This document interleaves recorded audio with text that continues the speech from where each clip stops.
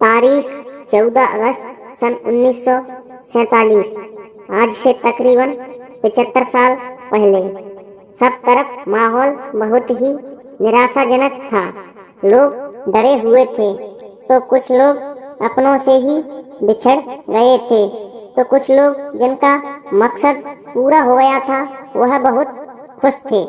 अब भारत दो हिस्सों में बंटने वाला था। उस दिन दिल्ली में बहुत तेज बारिश हो रही थी। लोग राष्ट्रपति भवन पर इकट्ठा हो रहे थे। लाखों की संख्या में उस दिन वहां पर भीड़ इकट्ठा हुई थी। उसी समय राजेंद्र प्रसाद जी, जवाहरलाल नेहरू जी, राजेंद्र प्रसाद जी तथा माउंटबेटन राष्ट्रपति भवन आए। उनके चेहरे मुरझाए हुए थे और तभी जवाहरलाल नेहरू ने अपना भाषण शुरू किया और कहा था कि भाइयों, भारत अब दो हिस्सों में बंट चुका है। भारत अब अखंड भारत नहीं रहा। तथा उन्हें एक खुशी भी थी कि भारत अब आज़ाद हो चुका है। रात को 12 बजे हमारे देश को आज़ाद घोषित कर दिया गया।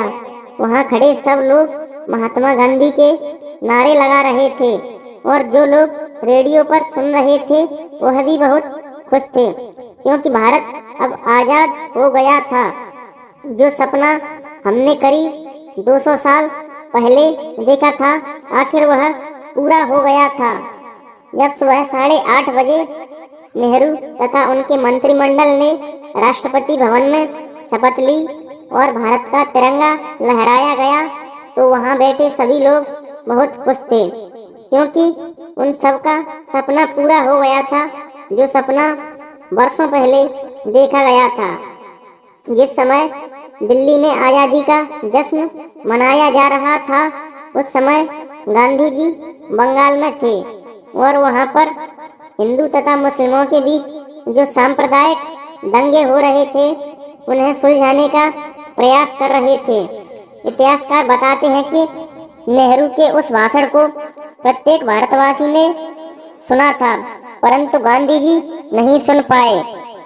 14 अगस्त 1947 की रात जब लोग सोए तो देश गुलाम था, परंतु जब जागे तो भारत अंग्रेजों के चंगुल से आज़ाद हो चुका था। जितनी खुशी भारत की आज़ादी की थी, उतना ही दुख भारत के टूटने का भी था। करोड़ों लोग भारत से अलग हो गए थे। जो लोग पाकिस्तान को सुरक्षित महसूस करते थे, वे वहां चले गए और जो लोग भारत को सुरक्षित समझते थे, वे भारत आ गए। करोड़ों लोग बेघर हो गए थे तथा हजारों लोगों की जान चली गई थी। ये उस दौर की सबसे विनाशक घटना थी। ये सब खेल अंग्रेजों का था, जिनने पहले ही फूट डालो और शासन करो की नीति अपनाई तथा हिंदू और मुस्लिमों में नफरत के बीज बोए। वरना उससे पहले सब आपस में प्रेम से रहते थे। विभाजन का एक प्रमुख कारण यह भी था कि मोहम्मद अली जिन्ना भारत के पहले प्रधानमंत्री बनना चाहते थे, परंतु महात्मा गांधी जी ने जवाहरलाल नेहरू को पहले ही प्रधानमंत्री पद का उम्मीदवार घोषित कर दिया था, जिस वजह से जिन्ना ने सोचा कि अब मैं भारत का प्रधानमंत्री नहीं बन पाऊंगा। इसलिए उन्होंने अलग देश की मांग शुरू की, जो 15 अगस्त 1947 को पूरी भी हो गई। लेकिन अफसोस की बात तो यह है कि अंग्रेजों ने हमारे साथ ऐसे जुल्म किए कि हम याद करें तो आंखों में आंसू आ जाते हैं। लेकिन फिर भी उन्हें मेहमानों की तरह भारत से विदा किया गया।